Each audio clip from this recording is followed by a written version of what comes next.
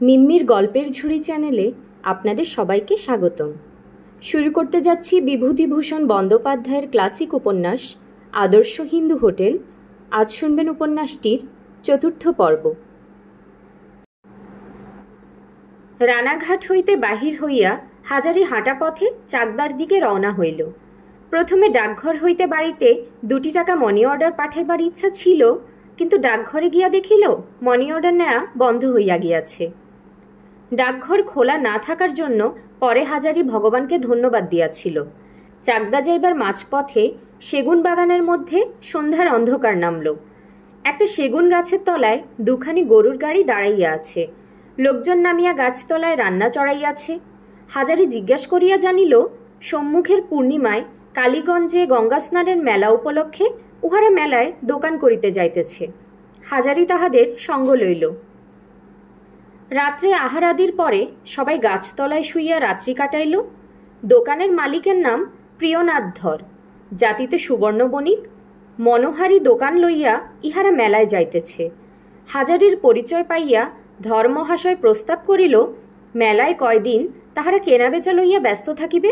এ কয়দিন হাজারি যদি রান্না করিয়া সকলকে খাওয়ায়, তবে সে দৈনিক খোরাকি ও মেলা অন্তে কয়দিনের মজুরি স্বরূপ 2 টাকা পাইবে। প্রিয়নাথ ধরের দোকান 3খানি, 1খানি তার নিজের, অপর 2খানি তাহার জামাই ও ভ্রাতুষ্পুত্রের। কম মাহিনায় যে ওস্তাদ রাঁধুনি পাইয়াছে, হাজারের প্রথম দিনের রন্ধনেই তাহা সপ্রমাণ হইয়া গেল। সকলেই খুব খুশি। মেলায় পৌঁছিয়া কিন্তু হাজারি দেখিল, রান্নার চেয়েও অধিকতর লাভের একটি ব্যবসা এই মেলাতেই তাহার জন্য অপেক্ষা করিয়া আছে। সে জিনিসপত্র কিনিয়া আনিয়া তেলে ভাজা কচুরি সিঙ্গাড়ার দোকান খুলিয়া বসিল ধর মহাশয়ের বাসার পাশে। বিনামূল্যে কচুরি খাইবার লোভে ধর মহাশয় কোনো আপত্তি করিলেন না। কয়দিন দোকানে অসম্ভব রকমের বিক্রি হইল। মূলধন ছিল আগের সেই 2 টাকা। শেষে খরিদ্দারের সংখ্যা বৃদ্ধি পাওয়াতে হাজারি ধর মহাশয়ের তহবিল হইতে কয়েকটি টাকা ধার লইল। চতুর্থ দিনের সন্ধ্যাবেলা দোকানপাট উঠানো হইল। মেলা শেষ হইয়া গিয়াছে। ধর মহাশয়ের তহবিলের দেনা শোধ করিয়া ও সকল প্রকার খরচ বাদ দিয়া হাজারি দেখিল 13.5 টাকা লাভ দাঁড়াইয়াছে। ইহার উপর ধর মহাশয়দের রান্নার মজুরি 2 টাকা লইয়া মোট 15.5 টাকা। প্রিয়নাথ ধর বলিলেন, ঠাকুরমশাই, আপনার রান্না যে এত চমৎকার, তা যখন আপনাকে সেগুন বাগানে প্রথম কাজে লাগালুম তখন ভাবিনি। আমি বড়লোক নই, বাড়িতে মেয়েরাই রাঁধে, না হলে আপনাকে আমি ছাড়তুম না কিছুতেই। বাড়িতে 10টি টাকা পাঠাইয়া দিয়া হাজারির মন খানিকটা সুস্থ হইল। এখন সংসারের ভাবনা সম্বন্ধে মাসখানেকের মতো নিশ্চিন্তে থাকিতে পারে সে। এই 1 মাসের মধ্যে নতুন কিছু অবশ্যই জুটিয়া যাইবে। কালীগঞ্জ হইতে যশোর যাইবার পাকা রাস্তা বাহিয়া হাজারি আবার পথ চলিল। এই পথের দুধারে বন জঙ্গল বড় বেশি। পূর্বে গ্রাম ছিল। ম্যালেরিয়ার অত্যাচারে বহু গ্রাম জনশূন্য হইয়া যাওয়াতে অনাবাদী মাঠ ও বিধ্বস্ত পুরাতন গ্রামগুলি বনে জঙ্গলে ছাইয়া ফেলিয়াছে। সকালবেলা কালীগঞ্জ হইতে রওনা হইয়াছে। যখন দুপুর উত্তীর্ণ হয় তখন একটা প্রাচীন তেঁতুল গাছের ছায়ায় সে আশ্রয় লইল। অল্প দূরে একখানা ক্ষুদ্র চাষাদের গ্রাম। একটি ছোট ছেলে গরু তাড়াইয়া লইয়া যাইতেছে। তাহাকে জিজ্ঞাসা করিয়া জানিল, গ্রামখানার নাম নতুন পাড়া। বেশিরভাগ গোয়ালাদের বাস। হাজারি গ্রামের মধ্যে ঢুকিয়া প্রথমেই যে খড়ের বড় 8চালা ঘরখানা দেখিল, তাহার উঠানে গিয়া দাঁড়াইল। বাড়ির মালিক কাহাকেও দেখিল না। একদিকে বড় গোয়াল, অনেকগুলি বলদ গরু বিচালির জাপ খাইতেছে। একটি ছোট মেয়ে বাহির হইয়া উঠানে দাঁড়াইল। হাজারি তাহাকে ডাকিয়া বলিল, খুকি শোনো, বাড়িতে কে আছে? মেয়েটি ভয় পাইয়া কোনো উত্তর না দিয়াই বাড়ির ভেতরে ঢুকিল। প্রায় আধ ঘণ্টা অপেক্ষা করিবার পরে বাড়ির মালিক আসিল। তাহার নাম শ্রীচরণ ঘোষ। হাজারিকে সে খুব খাতির করিয়া বসাইল। দুপুর গড়াইয়া গিয়াছে, সুতরাং রান্না খাওয়া করিতে বলিল। বাড়ির ভেতর হইতে একখানা জলচৌকি ও 1 বালতি জল আনিয়া সামনে রাখিয়া দিল। ইহারাও গোয়াল ঘরের একপাশে রান্নার জোগাড় করিয়া দিয়াছিল। সেখানে বসিয়া রাঁধিতে রাঁধিতে হঠাৎ তাহার মনে পড়িল কুসুমের কথা। কুসুমও তাহাকে সেদিন গোয়ালঘরেই রাঁধিবার আয়োজন করিয়া দিয়াছিল। কুসুমও গোয়ালার মেয়ে। বোধ হয় সেজন্যই ইহারা গোয়ালা শুনিয়াই হাজারি ইহাদের বাড়ি আসিয়াছিল। মনের মধ্যে কোনো গোপন আকর্ষণ তাহাকে এখানে টানিয়া আনিয়াছিল। হঠাৎ সে আশ্চর্য হইয়া গোয়ালঘরের দরজার দিকে চাহিল। একটি অল্প বয়সী বউ আধঘুমটা দিয়া গোয়ালঘরে ঢুকিয়া এক চুবড়ি শাক লইয়া লাজুকভাবে দাঁড়াইয়া ইতস্তত করিতেছে। শাকগুলি সদ্য জল হইতে ধুইয়া আনা, চুবড়ি দিয়া জল ঝরিয়া গোয়ালঘরের মাটির মেঝে ভিজাইয়া দিতেছে। হাজারি ব্যস্ত হইয়া বলিল, এসো মা, এসো। কি ওতে?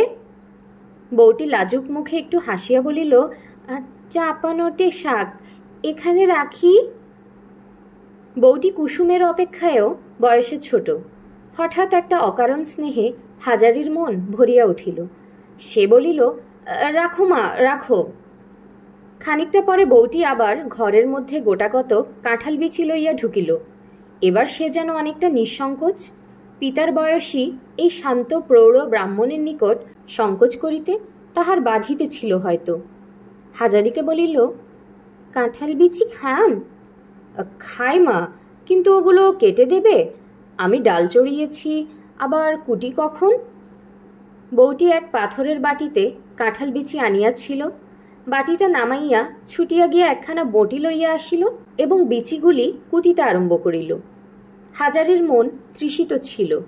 ইহারা সবাই মেয়ের মতো, সবাই ভালোবাসে, সেবা করে, মনের দুঃখ বোঝে।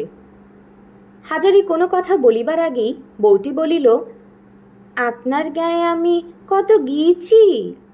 হাজারি অবাক হইয়া বলিল, আমার গা কোথায়, তুমি কি করে জানলে? তুমি সেখানে কি করে গেলে? গঙ্গাধর ঘোষ আমার পিসে মশাই। ওহো, তুমি জীবনের ভাইজি। তাহলে কুসুমকে তো চেনো? কুসুম দিদিকে তার বিয়ের আগে অনেকবার দেখেছি, বিয়ের পরে আর কখনো দেখিনি। সে আজকাল কোথায় থাকে জানেন নাকি? সে থাকে রানাঘাটে শ্বশুর বাড়িতে। তবে তোমাকে মা বলে খুব ভালো করেছি, কুসুম আমার মেয়ে। বউটি বিচি কোটা বন্ধ রাখিয়া গলায় আঁচল জড়াইয়া দূর হইতেই প্রণাম করিল। এই সমা, চিরজীবী হও, সাবিত্রী সমান হও। বউটি হাসিয়া বলিল, আপনি যখন উঠোনে দাঁড়িয়ে তখনই আপনাকে দেখে আমি চিনেছি। আমার শাশুড়িকে গিয়ে বললাম আমার পিসিমার গায়ের মানুষ উনি। তখন শাশুড়ি গিয়ে শ্বশুরকে জানালেন। বেশ মা, বেশ, আসবো, যাব। আমার আরেকটি মেয়ে হলো, তার সঙ্গে দেখাশোনা করে যাব, ভালোই হলো। বউটি সলজ্জভাবে বলিল, আজ কিন্তু আপনাকে যেতে দেব না, থাকতে হবে এখন এখানে। না মা, আমার থাকা হবে না। না, তা তো হবে না। জান দিকে কেমন করে যাবেন? আমি জোর করতে পারিনি বুঝি? অবশ্যই পারো মা, কিন্তু আমার মনে শান্তি নেই। আবার সুদিন পেলে এসে 2 দিন থেকে যাব। বউটি হাজারির মুখের দিকে চাহিয়া বলিল, কেন, কি হয়েছে আপনার? হাজারির স্বভাব দুর্বল মন সহানুভূতির গন্ধ পাইয়া গলিয়া গেল। সে তাহার চাকুরি যাওয়ার আনুপূর্বিক ইতিহাস সংক্ষেপে বর্ণনা করিয়া গেল। ডাল নামাইয়া চচ্চড়ি রাঁধিবার ফাঁকে ফাঁকে একটু গর্ব করিবার লোভও সম্বরণ করিতে পারিল না। রান্না যা করতে পারি মা, তোমার কাছে গোমর করে বলছি নে, অমন রান্না রানাঘাটের কোনো হোটেলে কোনো বামুন ঠাকুর রাঁধতে পারবে না। হয় না হয় মা, এই তোমাদের এখানে এই যে চচ্চড়ি রাঁধছি, তোমাদের সকলকে খাইয়ে দেখাবো। আমি জোর করে বলতে পারি এরকম চচ্চড়ি কখনো খাওনি আর কখনো খাবে না। বউটি বিস্ময়ে সম্ভ্রমে মুগ্ধ দৃষ্টিতে হাজারের দিকে চাহিয়া কথা শুনিতেছিল।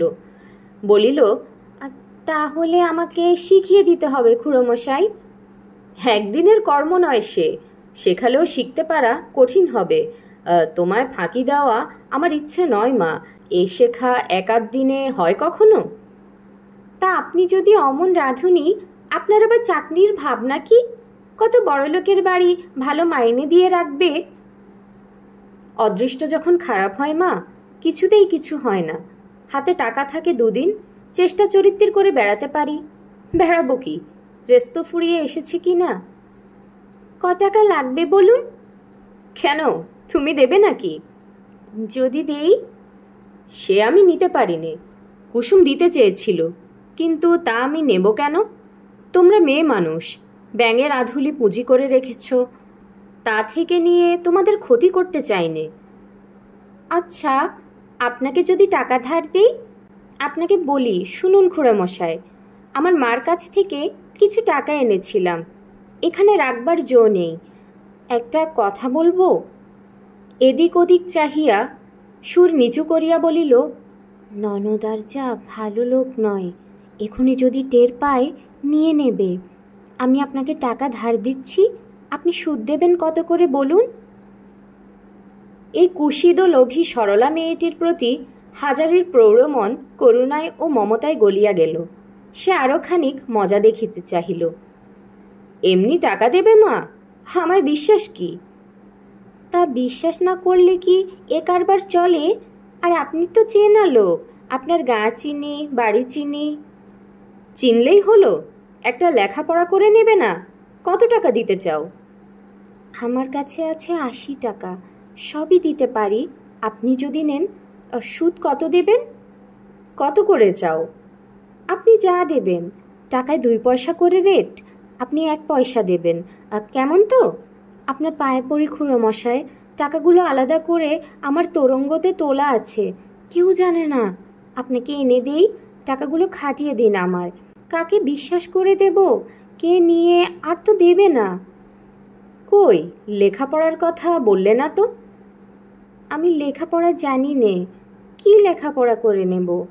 আপনি চান একটা কিছু লিখে দিয়ে যান, কিন্তু তাতে লোক জানাজানি হবে, সে কাজের দরকার নেই। আপনি নিয়ে যান, আমি দিচ্ছি, মিটে গেল। এর আর লেখাপড়া কি? ইতিমধ্যে রান্নাবান্না শেষ হইয়া গেল।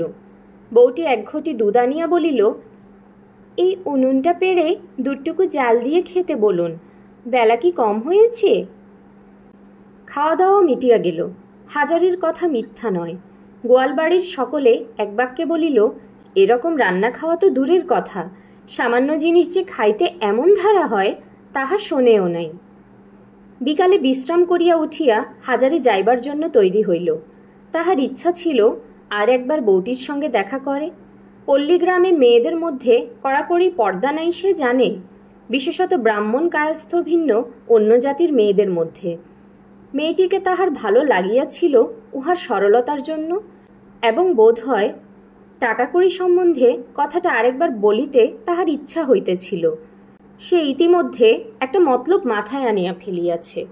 কুসুম এবং এই মেয়েটি যদি তাহাকে টাকা দেয়, তবে সে তাহার চিরদিনের স্বপ্নকে সার্থক করিয়া তুলিতে পারিবে। ইহাদের টাকা সে নষ্ট করিবে না, বরং অনেক গুণ বাড়াইয়া ইহাদের হাতে তুলিয়া দিতে পারিবে। খাইতে বসিয়া হাজারি এসব কথা ভাবিয়া দেখিয়াছে।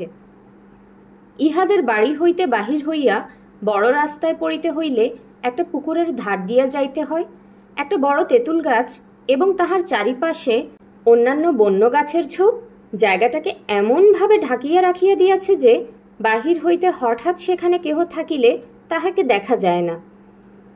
পুকুরের পাড় ছাড়াইয়া হাজারি হঠাৎ দেখিল মেয়েটি তেঁতুল গাছের ছায়ায় দাঁড়াইয়া আছে যেন তাহারই অপেক্ষায়। চললেন খুড়োমশাই? হ্যাঁ, যাই। তুমি এখানে দাঁড়িয়ে? আপনি এই পথ দিয়ে যাবেন জানি, তাই দাঁড়িয়ে আছি। 2টো কথা আপনাকে বলবো। আপনার হাতে রান্না চচ্চড়ি খেয়ে ভালো লেগেছে খুড়োমশাই। আমরাও তো রাঁধি, রান্নার ভালো মন্দ বুঝি, অমন রান্না কখনো খাইনি। আর একটা কথা হচ্ছে, আমার টাকাটার কথা মনে আছে তো? কি করলেন তার? জানেন তো, মেয়েরা শ্বশুরবাড়ির লোকদের চেয়ে বাপের বাড়ির লোকদের বেশি বিশ্বাস করে। এদের হাতে ও টাকা পড়লে 2 দিনে উড়ে যাবে। টাকা তোমার এখনই নিতে পারবো না মা, কিন্তু আমি আবার এই পথে আসব, তোমার সঙ্গে দেখা করব। তখন হয়তো টাকার দরকার হবে, টাকা তখন হয়তো নিতে হবে। কতদিনের মধ্যে আসবেন? তা বলতে পারি নে, ধরো 1 মাস 2। পুজোর পরে কার্তিক অগ্রহায়ণ মাসের দিকে তোমার সঙ্গে দেখা করব। কথা রইল তাহলে। ঠিক রইল। এসো এসো লক্ষ্মী ছোট্ট মা আমার, সাবিত্রী সমান হও। আশীর্বাদ করি তোমার বার বাড়ন্ত হোক। বেলা পড়িয়া আসিয়াছে। হাজারি আবার পথ চলিতে লাগিল। গোয়ালাবাড়ির সবাই এবেলা থাকিবার জন্য অনুরোধ করিয়াছিল, বউটি তো বিশেষ করিয়া, কিন্তু থাকিবার উপায় নাই। একটা কিছু জোগাড় না করা পর্যন্ত তাহার মনে সুখ নাই। মেয়েটি খুব আশ্চর্য ধরনের বটে, নির্বোধ হয়তো, কুসুমের মতো বুদ্ধিমতী নয় ঠিকই, তবুও বড় ভালো মেয়ে। পথের দুধারে বনজঙ্গল ক্রমশ ঘন হইয়া উঠিতেছে। পথ নদিয়া জেলা হইতে যত যশোর জেলার কাছাকাছি আসিয়া পৌঁছিতেছে, এই বন ক্রমশ বাড়িতেছে। স্থানে স্থানে বনজঙ্গল এত ঘন যে হাজারির ভয় করিতে লাগিল, দিন মানেই বুঝি বাঘের হাতে পড়িতে হয়। লোকের বসতি এসব স্থানে বেশি নাই, ভয় করিবারই কথা। সন্ধ্যার পূর্বে বেলের বাজারে আসিয়া পৌঁছিল। আগে যখন রেল হয় নাই তখন বেলের বাজার খুব বড় ছিল। হাজারি শুনিয়াছে তাহার গ্রামের বৃদ্ধ লোকেদের মুখে। এখনও পূর্ব অঞ্চল হইতে চাকদহে গঙ্গায় শবদাহ করিতে আসে বহু লোক, তাহাদের জন্যই বেলের বাজার এখনও টিকিয়া আছে। হাজারি বেলের বাজার দেখিয়া খুশি হইল ও আগ্রহের সঙ্গে দেখিতে লাগিল। ছেলেবেলা হইতে শুনিয়া আসিয়াছে, কখনো দেখে নাই। চমৎকার জায়গা বটে। এই তাহলে বেলে? তাহার এক মামাতো ভাই যশোর অঞ্চলে বিবাহ করিয়াছিল। তাহার বৃদ্ধা শাশুড়ির মৃত্যুর পরে সব লইয়া চাকদহে এই পথ বাহিয়া আসিতে আসিতে বেলের বাজারের কাছে ভৌতিক ব্যাপারের সম্মুখীন হয়। এ গল্প উক্ত মামাতো ভাইয়ের মুখেই 2-3 বার সে শুনিয়াছে। হাজারি ঘুরিয়া ঘুরিয়া বাজারের দোকানগুলি দেখিতে লাগিল। সর্বশুদ্ধ 9খানা দোকান, ইহার মধ্যেই চাল ডাল মুদিখানার দোকান, কাপড়ের দোকান, সব। একজন দোকানদারকে বলিল, একটু তামাক খাওয়াতে পারেন মশাই? আপনারা? ব্রাহ্মণ। পের নাম হয় ঠাকুর মশাই। আসুন। কোথায় যাওয়া হবে? বসুন বসুন। ওরে বামনের হুঁকোতে জল ফিরিয়ে নিয়ে আয়। দোকানখানি কিসের তাহা হাজারি বুঝিতে পারিল না। একপাশে চিটাগুড়ের ক্যানেস্টা চাল পর্যন্ত একটার গায়ে একটা উঁচু করিয়া রাখা আছে, আর একপাশে বড় বড় বস্তা। দোকানদার বৃদ্ধ, বয়স 65 হতে 70 হইবে, রোগা একহারা চেহারা, গলায় মালা। নিন ঠাকুর মশাই, তামাক ইচ্ছে করুন। কোথায় যাওয়া হবে? যাচ্ছি কাজের চেষ্টায়। রানাঘাটে হোটেলে 7 বছর রেঁধেছি, বেচু চক্রবর্তীর হোটেলে। নাম শুনেছেন বোধ হয়। ভালো রাঁধুনি বলে নাম আছে, কিন্তু চাকুরিটুকু গিয়েছে। এখন বলি যাই তো একবার এই দিক পানে, যদি কোথাও কিছু জোটে। দোকানদার পূর্বাপেক্ষা অধিক সম্ভ্রমের চোখে হাজারিকে দেখিল। নিতান্ত গ্রাম্য ঠাকুর পূজারী বামুন নয়। রানাঘাটের মতো শহর বাজারের বড় হোটেলে 7-8 বছর সুখ্যাতির সঙ্গে রান্নার কাজ করিয়াছে। কত দেখিয়াছে, শুনিয়াছে, কত বড় লোকের সঙ্গে মিশিয়াছে। না, লোকটা সে যাহা ভাবিয়াছিল তাহা নয়। হাজারি বলিল, রাত হয়ে আসছে, একটু থাকার জায়গা কি হয় বলতে পারেন? দোকানদার অত্যন্ত খুশি হইয়া বলিল, এইখানেই থাকুন। এ আর কি, আমার ওই পেছন দিকে দিব্যি চালা রয়েছে, একখানা তক্তপোষ রয়েছে। চালায় রান্না করুন, তক্তপোষে শুয়ে থাকুন। কথায় কথায় হাজারি বলিল, আচ্ছা এখানে গঙ্গাযাত্রী দিনে কত যাতায়াত করে? সেদিন আর নেই বেলের বাজারের। আগে 8-10 দল, এক এক দলে 10-12 জন করে মানুষ এ নিত্য যেত। এখন কোনো দিন মোটেই না, কোনো দিন 3টে, বড্ড জোর 4টে। আগে লোকের হাতে পয়সা ছিল, মরা গঙ্গায় দিত। আজকাল হাতে নেই পয়সা, মোলে নদীর ধারে, ঘালের ধারে, বিলের ধারে পুরোয়। হাজারি ভাবিতেছিল বেলের বাজারে একখানা ছোটোখাটো হোটেল চলিতে পারে কিনা। 3 দল গঙ্গাযাত্রীতে 30টি লোক থাকিলে যদি সকলে খায়, তবে 30 জন খরিদ্দার। 30 জন খরিদ্দার রোজ খাইলে মাসে 50-60 টাকা লাভ থাকে খরচ খরচা বাদে। সেই জায়গায় 20 জন হোক, 10 জন হোক রোজ, তবুও পরের চাকুরির চেয়ে ভালো। পরের চাকুরি করিয়া পাইতেছে 60 টাকা, আর অজস্র অপমান বকুনি। সর্বদা ভয়ে ভয়ে থাকা 10 জন খরিদ্দার যে হোটেলে রোজ খায়, সেখানে অন্তত 12-13 টাকা মাসে লাভ থাকে। পরদিন সকালে উঠিয়া সে গোপালনগরের দিকে রওনা হইল। হাতের পয়সা এখনো যথেষ্ট, 5 টাকা আছে, কোনো ভাবনা নাই। কাল রাত্রে দোকানদার চাল ডাল হাঁড়ি কিনিয়া আনিতে চাহিয়াছিল, হাজারি তাহাতে রাজি হয় নাই, নিজে পয়সা খরচ করিয়াছে। দুপুরের রৌদ্র বড় চড়িল। নির্জন রাস্তা, দুধারে কোথাও ঘন বন জঙ্গল, কোথাও ফাঁকা মাঠ, লোকালয় চোখে পড়ে না, এক আধখানা চাষাদের গ্রাম ছাড়া। 2 ঘণ্টা হাঁটিবার পরে হাজারির তৃষ্ণা পাইল। কিছু দূরে একটা ছোট পুকুর দেখিয়া তাহার ধারে বসিতে যাইবে, এমন সময় একখানা খালি গরুর গাড়ি পুকুরের পাশের মেটের রাস্তা দিয়া নামিতে দেখিল। গাড়োয়ানকে ডাকিয়া বলিল, কাছে কোনো গ্রাম আছে বাপু? একটু জল খাবো, ব্রাহ্মণ। গাড়োয়ান বলিল, আমার সঙ্গে আসুন ঠাকুমশাই, কাছেই শ্রীনগর ছিমলে আমি বামুনবাড়ি যাব, তেনাদের গাড়িতে আসুন। হাজারি শ্রীনগর সিমলে গ্রামের নাম শুনিয়াছিল। গ্রামের মধ্যে গাড়ি ঢুকিতে দেখিল, এ তো গ্রাম নয়, বিজন বন। এতখানি বেলা চড়িয়াছে, এখনো গ্রামের মধ্যে সূর্যের আলো প্রবেশ করে নাই। শুধু আম কাঁঠালের প্রাচীন বাগান, বাঁশবন, আগাছার জঙ্গল। একটা গৃহস্থ বাড়ির উঠানে গরুর গাড়ি গিয়া থামিল। গাড়োয়ানের ডাকে বাড়ির ভিতর হইতে গৃহস্বামী আসিলেন। ম্যালেরিয়া শীর্ণ চেহারা, মাথার চুল প্রায় উঠিয়া গিয়াছে। বয়স 30 হইতে পারে, 50 হইতে পারে। তিনি বাহিরে আসিয়াই হাজারিকে দেখিতে পাইয়া গাড়োয়ানকে বলিলেন, কেরে সঙ্গে?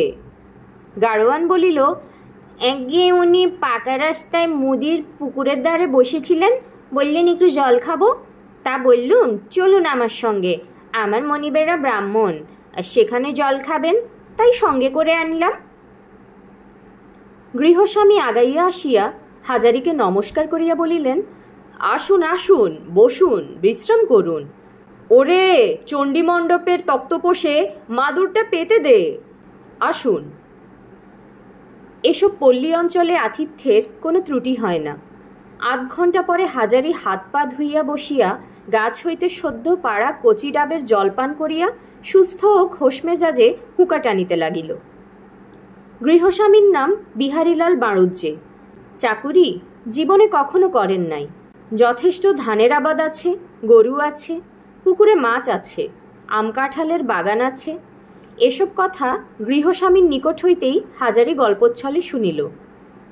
বিহারী বাড়ুজ্জে বলিতেছিলেন, শ্রীনগর সিমলে মস্ত গ্রাম ছিল, রাজধানী ছিল কেষ্টনগরের রাজাদের পূর্বপুরুষের। জঙ্গলের মধ্যে রাজার গড়খাই আছে, পুরানো ইটের গাঁথুনি আছে, দেখাবো এখন ও বেলা।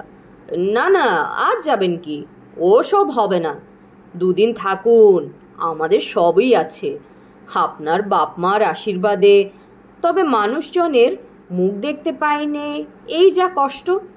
ছেলেবেলাতেও দেখেছি গায়ে 30-32 ঘর ব্রাহ্মণের বাস ছিল, এখন দাঁড়িয়েছে 7 ঘর মোট। তার মধ্যেও 2 ঘর আছে 12 মাস বিদেশে।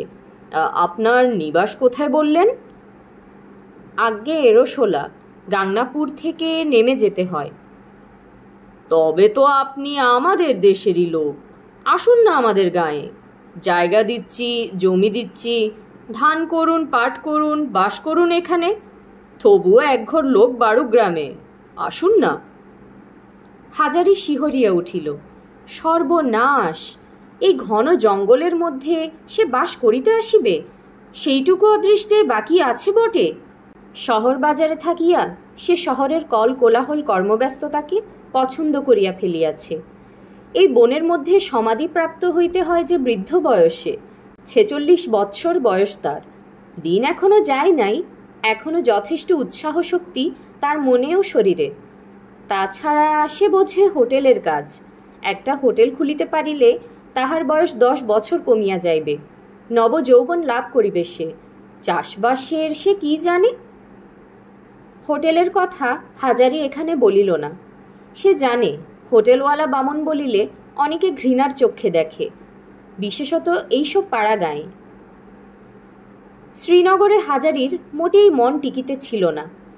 এত বন জঙ্গলের অন্ধকার ও নির্জনতার মধ্যে তাহার যেন দম বন্ধ হইয়া আসিতেছিল।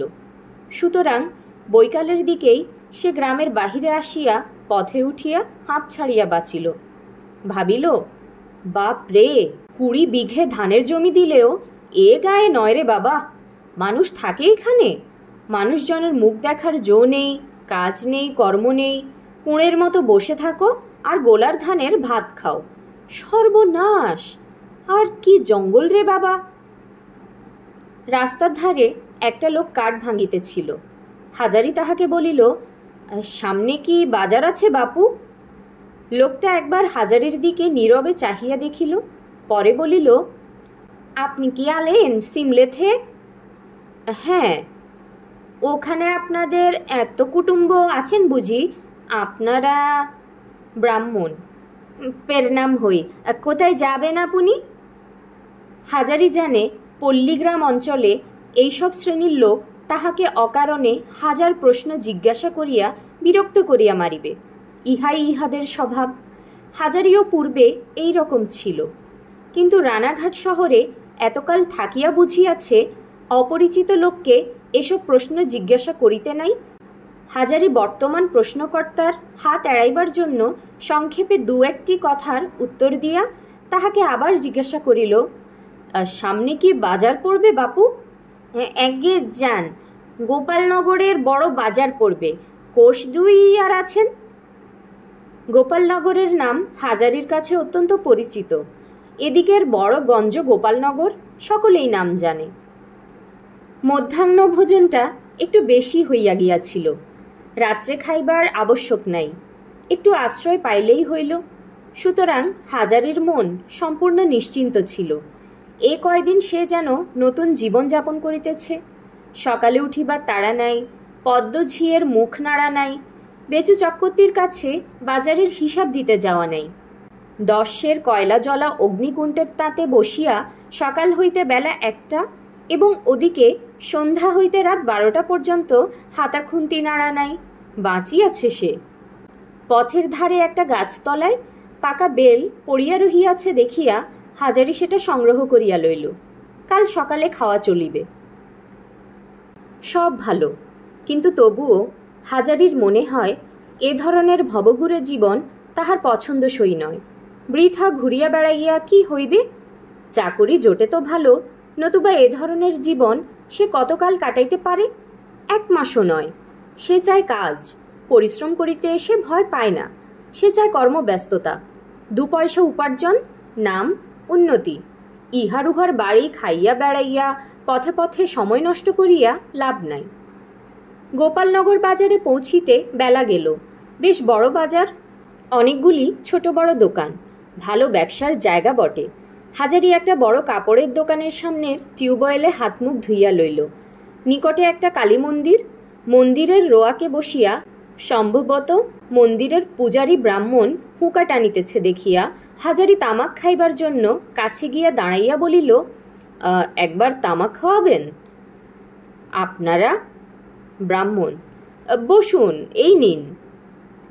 আপনি কি মন্দিরে মায়ের পুজো করেন? আজ্ঞে হ্যাঁ। আপনার কোথা থেকে আসা হচ্ছে? আমার বাড়ি গাংনাপুরের সন্নিকটে এরশোলা। রাঁধুনির কাজ করি। চাকুরির চেষ্টায় বেরিয়েছি। এখানে কেউ রাঁধুনি রাখবে বলতে পারেন? একবার এই বড় কাপড়ের দোকানে গিয়ে খোঁজ করুন। ওরা বড় লোক, রাঁধুনি ওদের বাড়িতেই থাকে। বাবুর ছোট ভাইয়ের বিয়ে আছে, যদি এই সময় নতুন লোকের দরকার পড়ে। ওরা যাতে তিলি, বাজারের সেরা ব্যবসাদার, ধনী লোক। হাজারি কাপড়ের দোকানে ঢুকিয়া দেখিল একজন শ্যামবর্ণ দোহারা চেহারার লোক গদির উপর বসিয়া আছে। সেই লোকটি যে দোকানের মালিক ইহা কেহ বলিয়া না দিলেও বোঝা যায়। হাজারিকে ঢুকিতে দেখিয়া লোকটি বলিল, আসুন, কি চাই? ওদিকে যান। ওহে, দেখ উনি কি নেবেন। বলিয়া লোকটি দোকানের অন্য যে অংশে অনেকগুলি কর্মচারী কাজকর্ম ও কেনাবেচা করিতেছে সে দিকটা দেখাইয়া দিল। হাজারি বলিল, বাবু, দরকার আপনার কাছে। আমি রান্না করি, ব্রাহ্মণ। শুনলাম আপনার বাড়িতে রাঁধুনি রাখবেন, তাই। ও, আপনি রান্না করবেন? রাতে জানেন ভালো। কোথায় ছিলেন এর আগে? আগে রানাঘাট হোটেলে ছিলাম 7 বছর। ও, হোটেলে? হোটেলের কাজ আর বাড়ির কাজ এক নয়। এ খুব ভালো রান্না চাই। আপনি কি তা পারবেন? কলকাতা থেকে কুটুম্ব আসে প্রায়। হাজারি হাসিয়া ভাবিল, তুমি আর কি রান্না খেয়েছ জীবনে? কাপড়ের দোকান করেই মরেছ, বই তো নয়। তেমন রান্না কখনো চোখেও দেখনি। মুখে বলিল, বাবু, একদিনের জন্য রেখে দেখুন না হয়। রান্না ভালো না হয় অমনি চলে যাব, কিছু দিতে হবে না। দোকানের মালিক পাকা ব্যবসাদার, লোক চেনে।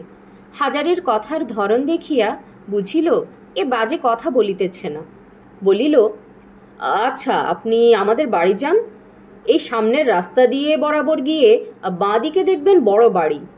ওরে নিতাই, তুই বাপু একবার যা তো। ঠাকুর মশাইকে বাড়িতে শশধরের হাতে তুলে দিয়ে আয়। বলগে ইনি আজ থেকে রাখবেন, বুঝলি? নিয়ে যা, মাইনে টাইনে কিন্তু ঠাকুর মশাই, পরে কাজ দেখে ধার্য হবে। হ্যাঁ, সে 2-4 দিন পরে তবে। নিয়ে যা। প্রথম দিনের কাজেই হাজারি নাম কিনিয়া ফেলিল। বাড়ির কর্তা 10 টাকা বেতন ধার্য করিয়া দিলেন। তাহার গৃহিণী অসুস্থ প্রায় 12 মাস। উঠিতে বসিতে পারিলেও সংসারের কাজকর্ম বড় একটা দেখেন না। 2টি মেয়ের বিবাহ হইয়া গিয়াছে, তাহারা থাকে শ্বশুরবাড়ি। একটি 16-17 বছরের ছেলে স্কুলে পড়ে, আরেকটি 8 বছরের ছোট মেয়ে। বাড়ির সকলেই ভালো লোক। এতদিন চাকুরি করিয়া হাজারের যে খারাপ ধারণা হইয়াছিল পরের চাকুরি সম্বন্ধে, এখানে আসিয়া তাহা চলিয়া গেল। ইহারা জাতিতে গন্ধবণিক, বাড়ির সকলেই ব্রাহ্মণকে খাতির করিয়া চলে। হাজারির মৃদু স্বভাবের জন্যেও সে অল্পদিনের মধ্যে বাড়ির সকলের বিশেষ প্রিয়পাত্র হইয়া উঠিল। মাসখানেক কাজ করিবার পর হাজারি প্রথম মাসের বেতন পাইয়াই বাড়ি যাইবার ছুটি চাহিল। অনেকদিন বাড়ি যাওয়া হয় নাই, টেপিকে কত কাল দেখে নাই। দোকানের মালিক ছুটিও দিলেন। গোপালনগর স্টেশনে ট্রেনে চড়িয়া বাড়ি আসিতে প্রায় 3 আনা ট্রেন ভাড়া লাগে। মিছামিছি 3 আনা পয়সা খরচ করিয়া লাভ নাই। হাঁটা পথে মাত্র 7-8 ক্রোশ হাজারিদের গ্রাম, হাঁটিয়া যাওয়াই ভালো। বাড়ি পৌঁছিতে সন্ধ্যা হইয়া গেল। টেপি ছুটিয়া আসিয়া বলিল, বাবা, এসো এসো, কোত্থেকে এলে এখন? তারপর সে ঘরের ভেতর হইতে পাখা আনিয়া বাতাস করিতে বসিয়া গেল। হাজারির মনে হইল তার সারা দেহ মন জুড়াইয়া গেল টেপির হাতের পাখার বাতাসে। টেপির জন্য খাটিয়া সুখ, যত কষ্ট, যত দুঃখ রানাঘাটের হোটেলের, সব সে সহ্য করিয়াছে টেপির জন্য, ভবিষ্যতে আরও করিবে। যদি বংশীধর ঠাকুরের ভাগিনে ছেলেটির সঙ্গে, যাক সেসব কথা। টেপি বলিল, বাবা, অতসীদি একদিন তোমার কথা বলছিল। আমার কথা? হরিচরণ বাবুর মেয়ে? হ্যাঁ বাবা, বলছিল তুমি অনেকদিন আসনি, চলো না আজ। যাবে? ওখানে গিয়ে চা খাবে, এখন কলের গান শুনবে। এই সময় টেপির মা ঘাট হইতে গা ধুইয়া বাড়ি ফিরিল। হাসি মুখে বলিল, কখন এলে? হাজারি বলিল, এই তো খানিকক্ষণ। ভালো তো সব? টাকা পেয়েছিলে? হ্যাঁ, ভালো কথা। ওদের বাড়ির সতীশ বলছিল রানাঘাট থেকে পাঠানো 9 টাকা। তুমি এর মধ্যে কোথাও গিয়েছিলে নাকি? রানাঘাটের চাকরি করি নে তো, এখন আছি গোপালনগরে। বেশ ভালো জায়গায় আছি, বুঝলে। গন্ধবণিকের বাড়ি, ব্রাহ্মণ বলে ভক্তি ছেদ্দা খুব, খাওয়া দাওয়া ভালো, কাপড়ের মস্ত দোকান, দিব্যি জলখাবার দেয় সকালে বিকালে। টেপি বলিল, কি জলখাবার দেয় বাবা? এই ধরো, কোনোদিন মুড়ি নারিকেল, কোনোদিন হালুয়া। টেপির মা বলিল, বসো চিরো, চা নেই, তাহলে করে দিতাম। টেপি যাবি মা? সতীশদের বাড়ি চা আছে। এই কথা বলিবার সময় টেপির মা ভুরু দুটি উপরের দিকে তুলিয়া এমন একটি ভঙ্গি করিল যাহা শুধু নির্বোধ মেয়েরা করিয়া থাকে। 2টো চেয়ে নিয়ে আয়। টেপি বলিল, দরকার কি মা? আমি নিয়ে যাই না কেন বাবাকে অতসী দিদিদের বাড়ি? সেখানে চা হবে এখন, জলখাবার হবে এখন। 2-2বার টেপি অতসীদের বাড়ি যাইবার কথা বলিয়াছে, সুতরাং হাজারি মেয়ের মতে মত না দিয়া থাকিতে পারিল না। টেপির ইচ্ছা তাহার নিকট অনেকের হুকুমের অপেক্ষা শক্তিমান। হরিচরণবাবু বৈঠকখানায় বসিয়াছিলেন। হাজারিকে যত্ন করিয়া চেয়ারে বসাইলেন। এসো হাজারি, এসো, কবে এলে? ও টেপি, যা তো অতসী দিদিকে বলগে আমাদের চা দিয়ে যেতে, আমিও এখনো চা খাইনি। বাবু ভালো আছেন? হ্যাঁ, তুমি ভালো ছিলে? তোমার সেই হোটেলের কি হলো? রানাঘাটে আছো তো? হাজারি সংক্ষেপে রানাঘাটের চাকুরি যাওয়া হইতে গোপালনগরে পুনরায় চাকুরি পাওয়া পর্যন্ত বর্ণনা করিল। এক সময় অতসী ও টেপি ঘরের মধ্যে ঢুকিয়া তাহাদের সামনের ছোট গোল টেবিলটাতে চা ও খাবার রাখিল। খাবার মাত্র এক ডিশ, শুধু হাজারির জন্য। হরিচরণবাবু এখন কিছু খাইবেন না। হাজারি বলিল, বাবু আপনার খাবার? ও তুমি খাও, তুমি খাও, আমার এখন খেলে অম্বল হয়, আমি শুধু চা খাবো। হাজারি ভাবিল, এত বড় লোক, এত ভালো জিনিস ঘরে, কিন্তু খাইলে অম্বল হয় বলিয়া খাইবার জো নাই, এই বা কেমন দুর্ভাগ্য। বয়স 46 হইলে কি হয়, অম্বল কাহাকে বলে সে কখনো জানে না। ভূতের মতো খাটুনির কাছে অম্বল টম্বল দাঁড়াইতে পারে না। তবে খাবার জোটে না, এই যা দুঃখ। অতসী কিন্তু বেশ বড় রেকাবি সাজাইয়া খাবার আনিয়াছে। ঘি দিয়া চিড়া ভাজা, নারকেল কোড়া, দুখানা গরম গরম বাড়ির তৈরি কচুরি ও খানিকটা হালুয়া, বড় পেয়ালার এক পেয়ালা চা। অতসী এটুকু জানে যে টেপির বাবা তাহার বাবার মতো স্বল্পভোজী প্রাণী নয়, খাইতে পারে এবং খাইতে ভালোবাসে। অবস্থাও ইহাদের যে খুব ভালো তাহাও নয়, সুতরাং টেপির বাবাকে ভালো করিয়াই খাওয়াইতে হইবে। হরিচরণবাবু বলিলেন, তোমার হাজারি কাকাকে প্রণাম করেছ অতসী? হাজারি ব্যস্ত ও সংকুচিত হইয়া পড়িল। অতসী তাহার পায়ের ধুলো লইয়া প্রণাম করিতেই সে চিড়া ভাজা চাবাইতে চাবাইতে কি বলিল ভালো বোঝা গেল না। অতসী কিন্তু চলিয়া গেল না, সে হাজারির সামনে কিছু দূরে দাঁড়াইয়া তাহাকে ভালো করিয়া দেখিতেছিল। টেপি গল্প করিয়াছে তাহার বাবা একজন পাকা রাঁধুনি। অতসীর কৌতূহলের ইহাই প্রধান কারণ। হরিচরণবাবু বলিলেন, এখন কদিন বাড়িতে আছো? আগে পরশু যাব। পরের চাকরি, থাকলে তো চলে না। তোমার সেই হোটেল খোলার কি হলো? এখনো কিছু করতে পারিনি বাবু, টাকার জোগাড় না করতে পারলে তো বুঝতেই পারছেন। তাহলে ইচ্ছা আছে এখনো? ইচ্ছে আছে খুব, শীতকালের মধ্যে যা হয় করে ফেলব। অতসী বলিল, কাকা গান শুনবেন? হরিচরণবাবু ব্যস্ত হইয়া বলিলেন, হ্যাঁ হ্যাঁ, আমি ভুলে গিয়েছি একদম। শোনো না হাজারি, অনেক নতুন রেকর্ড আনিয়েছি, নিয়ে এসো তো অতসী, শুনিয়ে দাও তোমার হাজারি কাকাকে।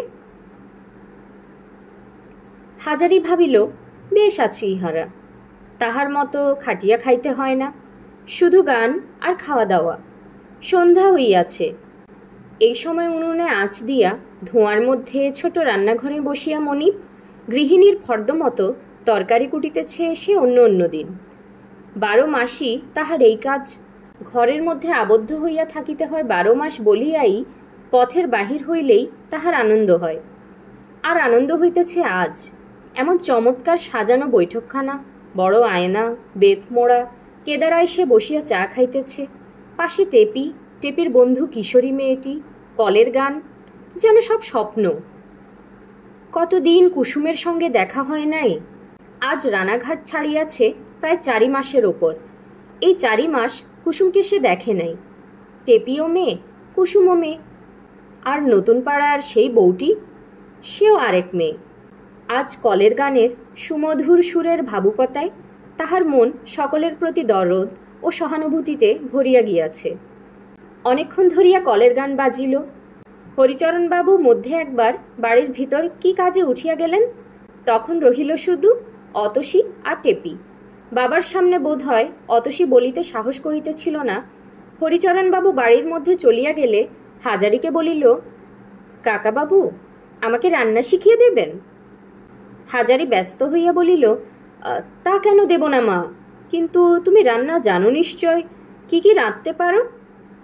অতসী বুদ্ধিমতী মেয়ে, সে বুঝিল যাহার সহিত কথা বলিতেছে রান্নার সম্বন্ধে সে একজন ওস্তাদ শিল্পী। সঙ্গীতের তরুণী ছাত্রী যেমন সংকোচের সহিত তাহার যশস্বী সঙ্গীত শিক্ষকের সহিত রাগরাগিনী সম্বন্ধে কথা বলে, তেমনি সসংকোচে বলিল, তা পারি সব। শুক্তুনি, চচ্চড়ি, ডাল, মাছের ঝোল। মা তো বড় একটা রান্নাঘরে যেতে পারেন না, তার মন খারাপ, আমাকেই সব করতে হয়। টেপি বলছিল, আপনি নিরামিষ রান্না বড় চমৎকার করেন, আমায় দেবেন শিখিয়ে কাকাবাবু? টেপি বুঝি এইসব বলে তোমার কাছে? পাগলি মেয়ে কোথাকার, ওর কথা বাদ দাও। না কাকাবাবু, আমি অন্য জায়গাতেও শুনেছি আপনার রান্নার সুখ্যাতি, সবাই তো বলে। পরে আবদারের সুরে বলিল, আমাকে শেখাতে হবে কাকাবাবু, আমি ছাড়ছি নে। আমি টেপিকে প্রায়ই জিজ্ঞেস করি, আপনি কবে আসবেন? আমি খোঁজ নেই। ও বলেনি আপনাকে? না কাকাবাবু, আমায় শেখান আপনি, আমার বড় শখ ভালো রান্না শিখি। হাজারি বলিল, ভালো রান্না শেখা একদিনে হয় না মা, মুখে বলে দিলেও হয় না। তোমার পেছনে আমায় লেগে থাকতে হবে অন্তত ঝাড়া 2-3 মাস। হাত ধরে বলে দিতে হবে, তুমি রাঁধবে, আমি কাছে দাঁড়িয়ে তোমার ভুল ধরে দেব। এ না হলে শিক্ষা হয় না। তুমি আমার টেপির মতো, তোমাকে ছেঁদো কথা বলে ফাঁকি দেব না মা। ছেলে মানুষ, শিখতে চাইছ, শিখিয়ে দিতে আমার অসাধ নয়, কিন্তু কি করে সময় পাবো যে তোমায় শেখাবো মা? অতসী সপ্রশংস দৃষ্টিতে হাজারির মুখের দিকে চাহিয়া তাহার কথা শুনিতেছিল। বিশেষজ্ঞ ওস্তাদের মুখের কথা, গুরুত্বপূর্ণ কথা, বাজে ছেদো কথা নয়, অনভিজ্ঞ আনাড়ি কথাও নয়। তাহার চোখে হাজারি দরিদ্র রাঁধুনি বামুন পিতা নয়। যে ব্যবসা সে ধরিয়াছে, সেই ব্যবসায় একজন অভিজ্ঞ ওস্তাদ পাকা শিল্পী। হাজারির প্রতি তাহার মন সম্ভ্রমে পূর্ণ হইয়া উঠিল। পরদিন হাজারি ঘুম হইতে উঠিয়া তামাক টানিতেছে, এমন সময় হঠাৎ অতসীকে তাহাদের বাড়ির মধ্যে ঢুকিতে দেখিয়া সে রীতিমতো বিস্মিত হইল। বড় মানুষের মেয়ে অতসী অসময়ে কি মনে করিয়া তাহার মতো গরিব মানুষের বাড়ি আসিল? টেপি বাড়ি ছিল না। টেপির মাও অতসীকে আসিতে দেখিয়া খুব অবাক হইয়াছিল। সে ছুটিয়া গিয়া তাহার বুদ্ধিতে যতটুকু আসে সেইভাবে জমিদার বাটির মেয়ের অভ্যর্থনা করিল। অতসী বলিল, কাকাবাবু বাড়ি নেই খুড়িমা? টেপির মা বলিল, হ্যাঁ মা, এসো আমার সঙ্গে, ওই কোণের দাওয়ায় বসে তামাক খাচ্ছে। টেপি কোথায়? সে মূলর বীজ আনতে গিয়েছে সদগোপ বাড়িতে। এলো বলে, বসো মা বসো, দাঁড়াও আসনখানা পেতে। অতসী টেপির মার হাত হইতে আসনখানা ক্ষিপ্র ও চমৎকার ভঙ্গিতে কাড়িয়া লইয়া কেমন একটা সুন্দরভাবে হাসিয়া বলিল, রাখুন আসন খুড়িমা, ভারী আমি একেবারে গুরু ঠাকুর এলুম কি না, তা আবার যত্ন করে আসন পেতে দিতে হবে। এই হাসি ও এই ভঙ্গিতে সুন্দরী মেয়ে অতসীকে কি সুন্দরী দেখাইল। টেপির মা মুগ্ধ দৃষ্টিতে চাহিয়া রহিল অতসীর দিকে। ইতিমধ্যে হাজারি সে স্থানে আসিয়া বলিল, কি মনে করে সকালে লক্ষ্মী মা? অতসী হাজারির কাছে গিয়া বলিল, আপনার সঙ্গে একটা কথা আছে। কি কথা মা? চলুন ওদিকে, একটু আড়ালে বলবো। হাজারি ভাবিয়াই পাইল না এমন কি গোপনীয় কথা অতসী তাহাকে আড়ালে বলিতে আসিয়াছে এই সকালবেলায়। দাওয়ায় ছাঁচতলার দিকে গিয়া বলিল, কি কথা মা? অতসী বলিল, কাকাবাবু, আপনি যদি কাউকে না বলেন তবে বলি। হাজারি বিস্মিত মুখে বলিল, বলবো না মা, বলো তুমি। আপনি হোটেল খুলবেন বলে বাবার কাছে টাকা ধার চেয়েছিলেন? হ্যাঁ, কিন্তু সে তো এবার নয়, সেবার। তোমায় কে বললে এসব কথা? সেসব কিছু বলবো না, আমি আপনাকে টাকা দেব, আপনি হোটেল খুলুন। তুমি কোথায় পাবে? অতসী হাসিয়া বলিল, আমার কাছে আছে, 200 টাকা দিতে পারি, আমি জমিয়ে জমিয়ে করেছি। লুকিয়ে দেব কিন্তু, বাবা যেন জানতে না পারেন, কেউ যেন জানতে না পারে। হাজারির চোখে জল আসিল। এ পর্যন্ত 3টি মেয়ে তাহার জীবনে আসিল, যাহারা সম্পূর্ণ নিঃস্বার্থভাবে তাহাকে তাহার উচ্চাসার পথে ঠেলিয়া দিতে চাহিয়াছে। 3 জনেই সমান সরলা, 3 জনেই অনাত্মীয়া। তবে অতসী জমিদার বাড়ির সুন্দরী শিক্ষিতা মেয়ে, সে যে এতখানি টান টানিবে ইহা সম্পূর্ণ অপ্রত্যাশিত ধরনের আশ্চর্য ঘটনা। হাজারি বলিল, কিন্তু তুমি এ কথা শুনলে কোথায়? বলতে হবে মা। অতসী হাসিয়া বলিল, সে কথা বলবো না বলেছি তো। তাহলে টাকাও নেব না। আগে বলো কে বলেছে? আচ্ছা, নাম করলে তাকে কিছু বলবেন না বলুন। কাকে কি বলবো বুঝতে পারছি না তো, বলা বলির কথা কি আছে এর মধ্যে? আচ্ছা বলবো না, বলো তুমি। টেপি বলেছিল বাবার ইচ্ছে একখানা হোটেল খোলেন। আমার বাবার কাছে নাকি টাকা চেয়েছিলেন ধার, তা বাবা দিতে পারেননি। দেখুন কাকাবাবু, দাদা মারা যাওয়ার পরে বাবার মন খুব খারাপ। ওকে বলা না বলা দুই সমান। আমি ভাবলাম আমার হাতে তো টাকা আছে, কাকাবাবুকে দিই গে, ওদের উপকার হবে। আমার কাছে তো এমনি পড়ে আছে। আপনার হোটেল নিশ্চয়ই খুব ভালো চলবে, আপনারা বড়লোক হয়ে যাবেন। টেপিকে আমি বড় ভালোবাসি, ওর মনে যদি আহ্লাদ হয় আমার তাতে তৃপ্তি। টাকা বাক্সে তুলে রেখে কি হবে? মা, তোমার টাকা তোমার বাবাকে না জানিয়ে আমি নিতে পারি নে। অতসী যেন বড় দমিয়া গেল। হাজারির সঙ্গে সে অনেকক্ষণ ছেলে মানুষই তর্ক করিল। বাবাকে না জানাইয়া টাকা লইলে দোষ কি? শেষে বলিল, আমি টেপিকে টাকা দিচ্ছি। তা তুমি দিতে পারো না, তুমি ছেলে মানুষ, টাকা দেওয়ার অধিকার তোমার নেই মা। তুমি তো লেখাপড়া জানো, ভেবে দেখো। আচ্ছা, আমায় লাভের অংশ দেবেন তাহলে? হাজারির হাসি পাইল। কুসুম, গোয়ালাবাড়ির সেই বউটি, অতসী সবাই এক কথা বলে। ইহারা সকলেই মহাজন হইয়া টাকা ব্যবসায় খাটাইতে চায়। মজার ব্যাপার বটে। না মা, সে হয় না। তুমি বড় হও, শ্বশুরবাড়ি যাও, আশীর্বাদ করি রাজরানী হও, তখন তোমার এই বুড়ো কাকাবাবুকে যা খুশি দিও, এখন না। অতসী দুঃখিত হইয়া চলিয়া গেল। হাজারের ইচ্ছা হইল টেপিকে ডাকিয়া বকিয়া দেয়। এসব কথা অতসীর কাছে বলিবার তাহার কোনো কারণ ছিল না, কিন্তু অতসীর নিকট প্রতিজ্ঞাবদ্ধ আছে। টেপিকে ইহা লইয়া কিছু বলিলেই অতসীর কানে গিয়ে পৌঁছাইবে ভাবিয়া চুপ করিয়া গেল। সেদিন বিকালে গোয়ালাপাড়ায় বেড়াইতে গিয়া কুসুমের বাপের বাড়িতে শুনিল রানাঘাটে কুসুমের অত্যন্ত অসুখ হইয়াছিল। কোনরূপে এ যাত্রায় সামলাইয়া গিয়াছে। সে কিছুই জিজ্ঞাসা করে নাই। কথায় কথায় কুসুমের কাকা ঘনশ্যাম ঘোষ বলিল, মধ্যে রানাঘাটে 15 দিন ছিলাম দাদা ঠাকুর, ছানার কাজ এ মাসটা বড় মন্দা। হাজারি বলিল, 15 দিন ছিলে, কেন হঠাৎ এই সময়?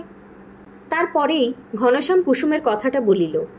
হাজারির কেবল মনে হইতে লাগিল কুসুমের সঙ্গে কতদিন দেখা হয় নাই, একবার তাহার সহিত দেখা করিতে গেলে কেমন হয়। মনটা অস্থির হইয়া উঠিয়াছে তাহার অসুখের খবর শুনিয়া।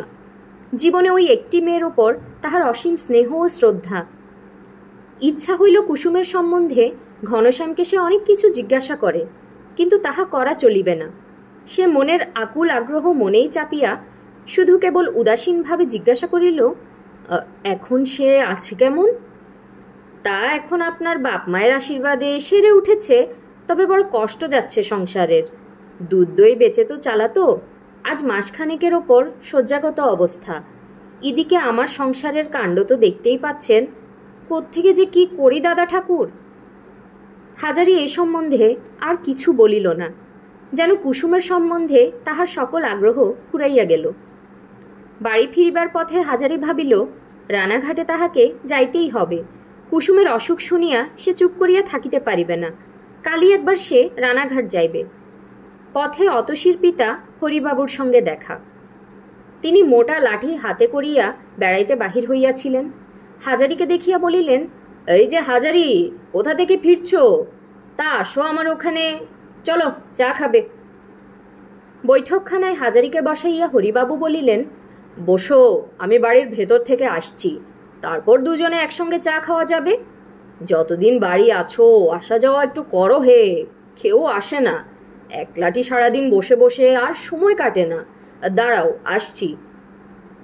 হরিবাবু বাড়ির মধ্যে চলিয়া যাইবার কিছুক্ষণ পরে অতসী একখানা রেকাবিতে খানকতক লুচি, বেগুন ভাজা এবং একটু আখের গুড় লইয়া আসিল। হাজারির সামনের টেবিলে রেকাবি রাখিয়া বলিল, আপনি ততক্ষণ খান কাকাবাবু, চা দিয়ে যাচ্ছি। হাজারি বলিল, বাবু আসুন আগে। বাবা তো খাবার খাবেন না, তিনি খাবেন শুধু চা। আপনি খাবারটা ততক্ষণে খেয়ে নিন, চা একসঙ্গে দেব।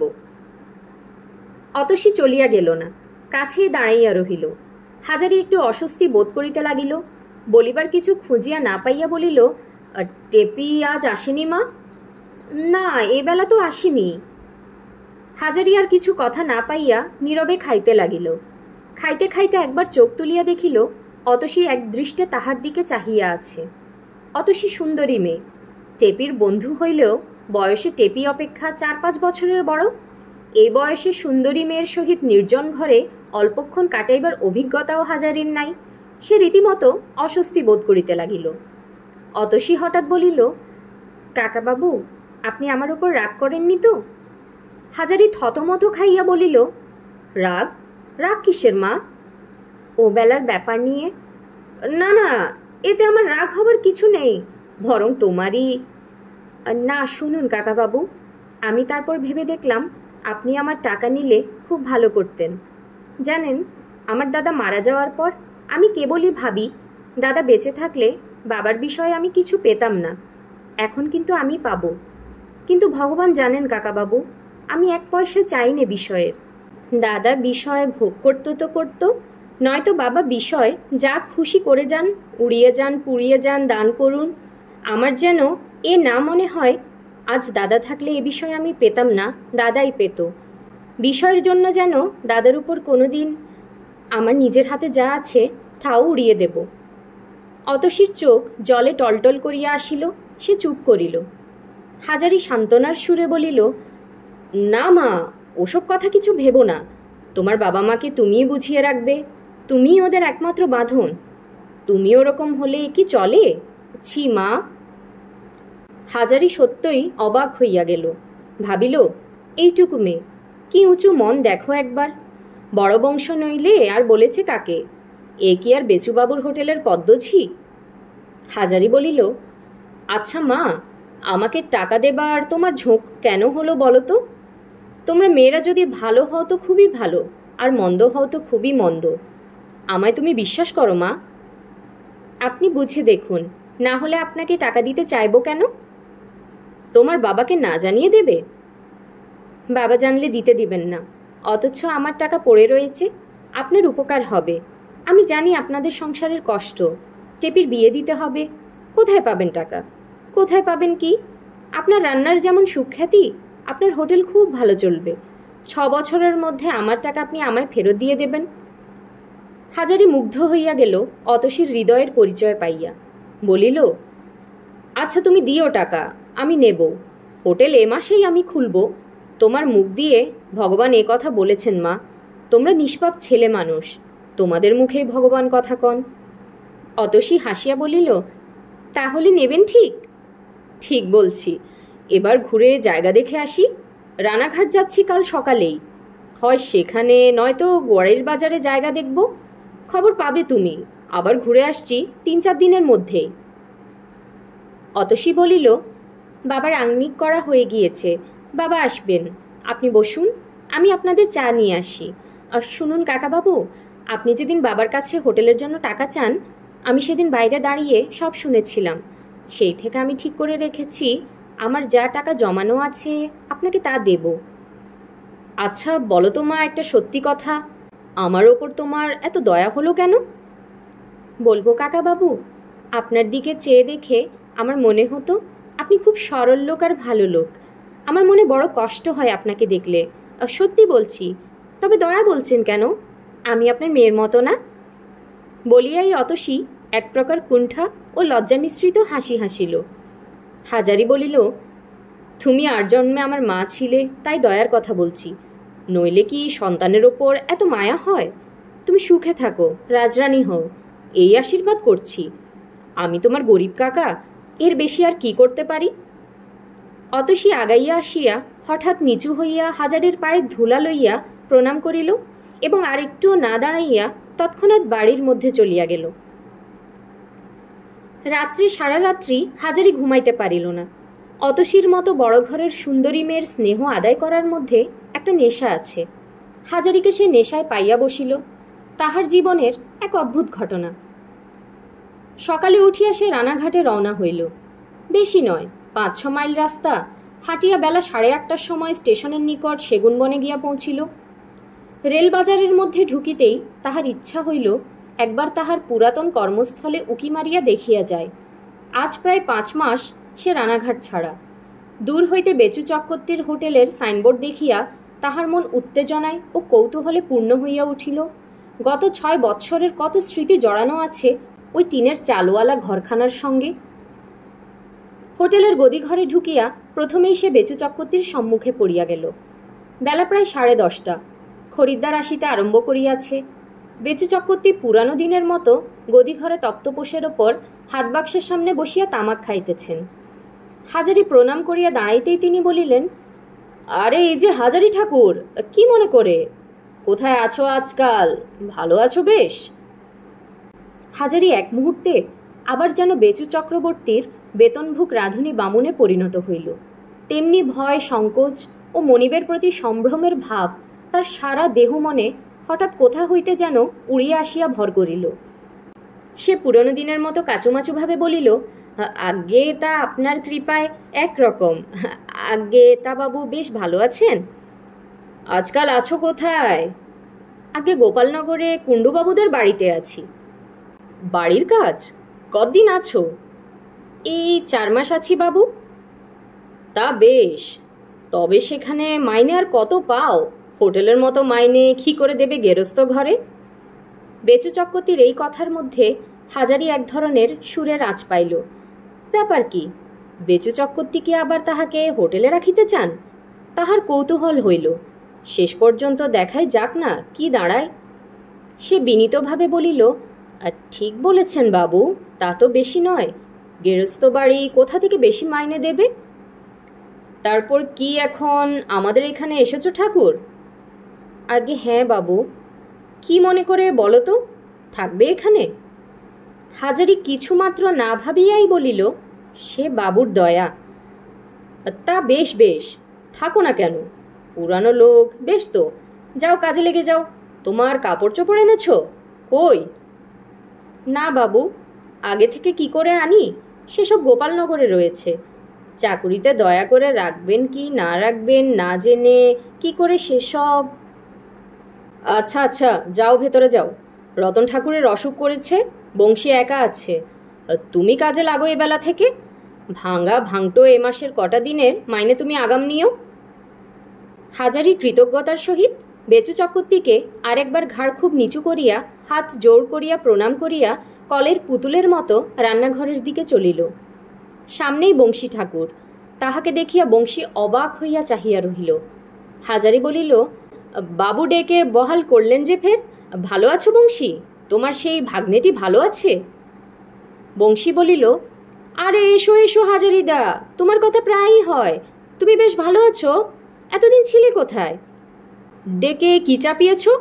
সরো, হাতাটা দাও। এখনো মাছ হয়নি বুঝি? যাও, তুমি গিয়ে মাছটা চড়িয়ে দাও। আর তেলের বরাদ্দ সেরকমই আছে না বেড়েছে? বংশী বলিল, একবার টেনে নিও একটু, অনেক দিন পরে যখন এলে। দাঁড়াও, ডালটায় নুন দেওয়া হয়নি এখনো, দিয়ে দাও। বলিয়া সে দরমার আড়ালে গাঁজা সাজিতে গেল। চুপি চুপি বলিল, তোমায় বহাল করেছি কি আর সাধে? এদিকে তুমি চলে যাওয়াতে হোটেলের ভয়ানক দুর্নাম। সেই কলকাতার বাবুরা 2-3 দল এসেছিল, সেই শুনলে তুমি নেই। তারা বললেন সেই ঠাকুরের রান্না খেতেই এখানে আসা। সে যখন নেই, আমরা রেলের হোটেলে খাবো। হাটুরে খদ্দেরও অনেক ভেঙে গিয়েছে যদু বাড়ুজ্যের হোটেলে। তোমায় বাবু বহাল করলেন কেন জানো? যদু বাড়ুজ্যের হোটেল তোমাকে পেলে লুফে নেয় এক্ষুনি। তোমার অনেক খোঁজ করেছে ওরা। বংশীর হাত হইতে গাঁজার কলিকা লইয়া দম মারিয়া হাজারি কিছুক্ষণ চক্ষু বুজিয়া চুপ করিয়া রহিল। কি হইতে কি হইয়া গেল? চাকুরি লইতে এসে তো রানাঘাট আসে নাই, কিন্তু পুরাতন জায়গায় পুরাতন আবেষ্টনীর মধ্যে আসিয়া সে বুঝিয়াছে এতদিন তাহার মনে সুখ ছিল না।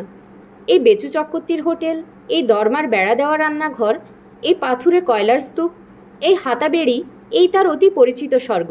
ইহাদের ছাড়িয়া কোথায় সে যাইবে? ভগবান এমন সুখের দিনও মানুষের জীবনে আনিয়া দেন? বংশীর হাতে কলিকা ফিরাইয়া দিয়া সে খুশির সহিত বলিল, নাও, আর একবার টান দিয়ে নাও, ডালে সম্বরা দেই গে। এবেলা এখনো বাজার আসেনি নাকি? বংশী বলিল, মাছটা কেবল এসেছে, তরকারিপাতি এলো বলে। গোবরা গিয়েছে। গোবরা নতুন চাকর, বেশ লোক, আমার উপর ভারী ভক্তি। এলে দেখো এখন। এই সময় 3য় শ্রেণীর টিকিট লইয়া জন 2 খরিদ্দার খাইবার ঘরে ঢুকিতেই হাজারি অভ্যাস মতো পুরাতন দিনের ন্যায় হাঁকিয়া বলিল, বাবু বসুন, জায়গা করাই আছে, নিয়ে যাচ্ছি, বসে পড়ুন। মাছ এখনো হয়নি এত সকালে, কিন্তু শুধু ডাল আর ভাজা। বংশী, ভাত নিয়ে এসো হে, ডালটা সম্বরে দিয়ে নেই। বেলাও এদিকে প্রায় 10টা বাজে। কেষ্টনগরের গাড়ি আসবার সময় হলো। আজকাল স্টেশনের খদ্দের আনেকে। হাজারি যেন দেহে মনে নতুন বল ও উৎসাহ পাইয়াছে। হাজার হোক, শহর বাজার জায়গার রানাঘাট, কত লোকজন, গাড়ি, হইচই, ব্যস্ততা, রেলগাড়ি, গাড়ি ঘোড়া। এখানে একবার কাটাইয়া গেলে কি অন্য জায়গা কারো ভালো লাগে? একটা জায়গার মতো জায়গা। এমন সময় একজন কালো মতন ছোকরা চাকর তরকারি বোঝায় ঝুড়ি মাথায় রান্নাঘরে নিচু হইয়া ঢুকিল। পিছনে পিছনে পদ্মঝি। পদ্ম বলিতে বলিতে আসিতেছিল, বাবা, বেগুন আর কিনবার জো নেই রানাঘাটের বাজারে। 8 পয়সা করে বেগুনের শের ভূভারতে কে শুনেছে কবে? যত বেটা ফরজুটে বাজার একেবারে আগুন করে রেখেছে। সব চলল কলকাতা। তা গরিব গুরবুর লোক কেনেই বা কি আর খাই বা কি? ও বংশী, ঝুড়িটা ধরে নামো ওর মাথা থেকে। দরজার চৌকাঠে পা দিয়াই সে সম্মুখে থালায় অন্ন পরিবেশনরত হাজারিকে দেখিয়া থমকিয়া দাঁড়াইয়া একেবারে যেন কাঠ হইয়া গেল। হাজারি পদ্মঝিকে দেখিয়াই থতমত খাইয়া গেল। তাহার পুরাতন ভয় কোথা হইতে সে মুহূর্তেই আসিয়া জুটিল। সে কাষ্ঠ হাসি হাসিয়া আমতা আমতা সুরে বলিল, এ যে পদ্ম দিদি, ভালো আছো? আমি। পদ্মঝি বিস্ময়ের ভাবটা সামলাইয়া লইয়া বংশী ঠাকুরের দিকে চাহিয়া বলিল, ঝুড়িটা নামিয়ে নাও না ঠাকুর, ও সঙ্গের মতো দাঁড়িয়ে রইল ঝুড়ি মাথায়। মাছ হলো? তারপর হাজারের দিকে তাচ্ছিল্যের ভাবে চাহিয়া বলিল, কখন এলে? আজই এলাম পদ্ম দিদি। আজ এবেলায় এখানে থাকবে? বংশী ঠাকুর বলিল, হাজারিকে যে বাবু বহাল করেছেন আবার, ও এখানে কাজ করবে। পদ্মজি কঠিন মুখে বলিল, তা বেশ। রান্নাঘরে আর না দাঁড়াইয়া সে বাহিরে চলিয়া গেল। বংশী ঠাকুর অনুচ্চ স্বরে বলিল, পদ্মদিদি চটেছে, বাবুর সঙ্গে এইবার একচোট বাঁধবে। পদ্মকে সারা দুপুর আর রান্নাঘরের দিকে দেখা গেল না। হাজারির মন ছটফট করিতেছিল। কতক্ষণে কাজ সারিয়া কুসুমের সঙ্গে গিয়া দেখা করিবে। সে দেখিল সত্যই হোটেলের খরিদ্দার কমিয়া গিয়াছে। পূর্বে যেখানে বেলা 2:30টার কমে কাজ মিটিত না, আজ সেখানে বেলা 1টার পরে বাহিরের খরিদ্দার আসা বন্ধ হইয়া গেল। হাজারি বলিল, হ্যাঁ বংশী, 3rd ক্লাসের টিকিট মোট 30খানা। আগে যে 70-75 খানা একবেলাতেই হতো, এত খদ্দের গেল কোথায়? বংশী বলিল, তবু তো আজকাল একটু বেড়েছে, মধ্যে আরও পড়ে গিয়েছিল। 20 খানা 3rd ক্লাসের টিকিট হয়েছে, এমন দিনও গিয়েছে। লোক সব যায় যদু বাণিজ্যের হোটেলে। ওদের এবেলা 100, ওবেলা 60-70 খদ্দের। হাটের দিন আরও বেশি। আর খদ্দের থাকে কোথা থেকে বলো? মাছের মুড়ো খদ্দেররা কোনোদিন চেয়েও পাবে না। বড় মাছ কাটা হলেই মুড়ো নিয়ে যাবেন পদ্ম দিদি, আমাদের তো কিছু বলবার জো নেই। তার উপর আজকাল যা চুরি শুরু করেছে পদ্ম দিদি। সেসব কথা এরপর বলবো, এখন খেয়ে নাও আগে। হোটেল হইতে খাওয়া দাওয়া সারিয়া হাজারি বাহির হইয়া মোড়ের দোকানে 1 পয়সার বিড়ি কিনিয়া ধরাইল। চূর্ণির ধারে তাহার সেই পরিচিত গাছতলাটায় কতদিন বসা হয় নাই, সেখানে গিয়ে আজ বসিতে হইবে। পথে রাধাবল্লভ তলায় সে ভক্তি ভরে প্রণাম করিল। আজ তাহার মনে যথেষ্ট আনন্দ। রাধাবল্লভ ঠাকুর জাগ্রত দেবতা, এমন দিনও তাহাকে জুটাইয়া দিয়াছেন। আজ ভোরে যখন বাড়ি হইতে বাহির হইয়াছিল, সে কি ইহা ভাবিয়াছিল? অস্বপনের স্বপন, চোর বলিয়া বদনাম রটাইয়া যাহারা তাড়াইয়াছিল, আজ তারাই কিনা যাচিয়া তাহাকে চাকুরিতে বহাল করিল। চূর্ণী নদীর ধারে পরিচিত গাছতলাটায় বসিয়া সে বিড়ি টানিতে টানিতে 1 পয়সার বিড়ি শেষ করিয়া ফেলিল মনের আনন্দে। কুসুমের বাড়ি এখন সব ঘুমাইতেছে। গৃহস্থ বাড়িতে দেখাশোনা করিবার এ সময় নয়। বেলা কখন পড়িবে? অন্তত 4টা না বাজিলে কুসুমের ওখানে যাওয়া চলে না। এখনও 1.5 ঘণ্টা দেরি। গোপালনগরে কুণ্ডু বাড়ি হইতে তাহার কাপড়ের পুটুলিটা একদিন গিয়ে আনিতে হইবে। গত মাসের মাহিনা বাকি আছে। দেয় ভালো, না দিলে আর কি করা যাইবে? আজ একটু রাত থাকিতে থাকিতে উঠিবার দরুন ভালো ঘুম হয় নাই। তাহার উপরে অনেক দিন পরে হোটেলের খাটুনি, 5 ক্রোশ পায়ে হাঁটিয়া সংগ্রাম হইতে রানাঘাট আসা প্রভৃতির দরুন হাজারির শরীর ক্লান্ত ছিল। গাছতলার ছায়ায় কখন সে ঘুমাইয়া পড়িয়াছে। যখন ঘুম ভাঙিল, তখন সূর্যের দিকে চাহিয়া তাহার মনে হইল 4টা বাজিয়া গিয়াছে। কিছুক্ষণের মধ্যে সে কুসুমের বাড়ির দরজায় গিয়া কড়া নাড়িল। কুসুম নিজে আসিয়াই খিল খুলিল এবং হাজারিকে দেখিয়া অবাক হইয়া বলিল, জ্যাঠামশাই, কোথা থেকে? আসুন আসুন। তারপরেই সে নিচু হইয়া হাজারির পায়ের ধুলা লইয়া প্রণাম করিল। হাজারি হাসি মুখে বলিল, এসো মা, এসো, কল্যাণ হোক। ছেলেপিলে সব ভালো তো? এত রোগা হয়ে গিয়েছ। ইস, তোমার কাকার মুখে তোমার বড্ড অসুখের কথা শুনলাম। কুসুম বাড়ির মধ্যে তাহাকে লইয়া গিয়া ঘরের মধ্যে মেঝেতে শতরঞ্জি পাতিয়া বসাইল। বলিল, ভয় নেই জেঠামশাই, মরছি না এত শিগগির। আপনি সেই যে গেলেন, আর কোনো খবর নেই। অসুখের সময় আপনার কথা কত ভেবেছি জানেন জ্যাঠামশাই? মরে যদি যেতাম, দেখা হতো আর। অক্ষদ্দে আপন না হলে মরেই তো। ছি ছি মা, ওরকম কথা বলতে আছে? এতদিন কোথায় ছিলেন আপনি? আজ কোথা থেকে এলেন? এরশোলা থেকে। কুসুম ব্যস্ত হইয়া বলিল, হেঁটে এসেছেন বুঝি? খাওয়া হয়নি? হাজারি হাসিয়া বলিল, ব্যস্ত হইও না মা, বলছি সব। সকালে বেরিয়েছিলাম এরশোলা থেকে, বলি যাই একবার রানাঘাট। তোমার সঙ্গে দেখা করবার ইচ্ছে খুব হলো। রেলবাজারে যেমন বাবুর হোটেলে দেখা করতে যাওয়া, অমনি বাবু বহাল করলেন কাজে। সেখানে কাজ সাঙ্গ করে চূর্ণির ধারে বেরিয়ে এই আসছি। ও মা, আমার কি হবে?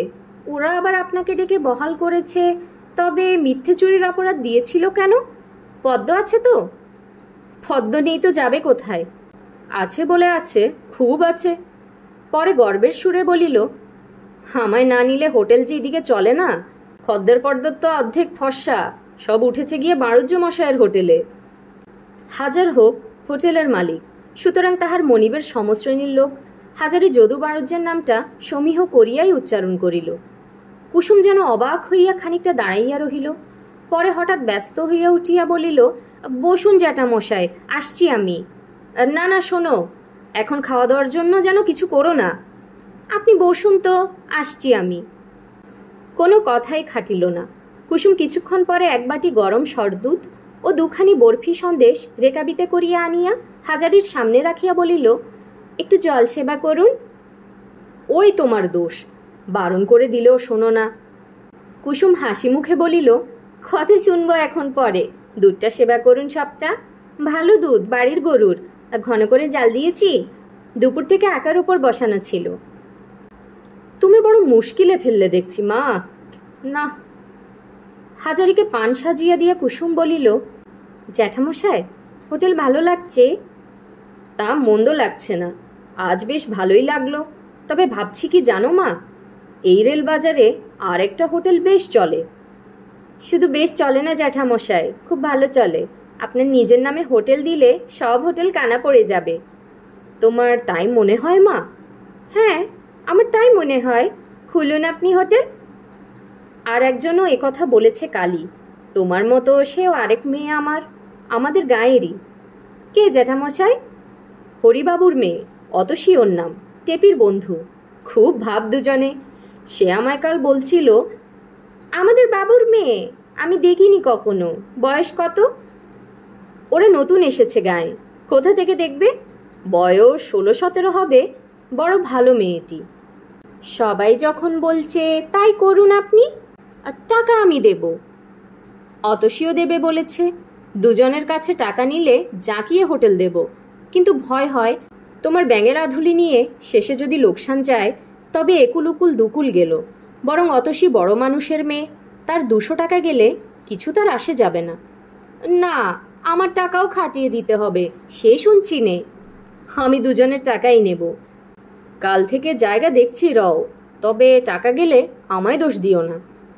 জ্যাঠামশাই, আপনি হোটেল খুললে টাকা ডুববে না, আমি বলছি। এর পরেও যদি ডোবে তবে কি আর হবে, আপনার দোষ দেব না। উঠিবার সময় কুসুম বলিল, জ্যাঠামশাই, পরশু সংক্রান্তির দিন বাড়িতে সত্যনারায়ণের সিন্নি দেব ভাবছি। আপনি এখানে রাত্রে সেবা করবেন? তা কি করে হবে মা, আমি রাতে 12টার কম ছুটি পাবো না। তবে তারপর দিন দুপুরে বেলা 1টার সময় আসবেন। আমি লুচি ভেজে রাখবো, আপনি এসে তরকারি করে নেবেন। কথা রইল, আসতেই হবে কিন্তু জ্যাঠামশাই। শুনছিলেন বিভূতিভূষণ বন্দ্যোপাধ্যায়ের ক্লাসিক উপন্যাস আদর্শ হিন্দু হোটেল। আজ শেষ হলো উপন্যাসটির 4র্থ পর্ব। পরবর্তী পর্বগুলো শোনার জন্য কাইন্ডলি চ্যানেলটি সাবস্ক্রাইব করবেন। গল্প পাঠ ভালো লাগলে লাইক ও শেয়ার দিয়ে পাশে থাকবেন। ধন্যবাদ।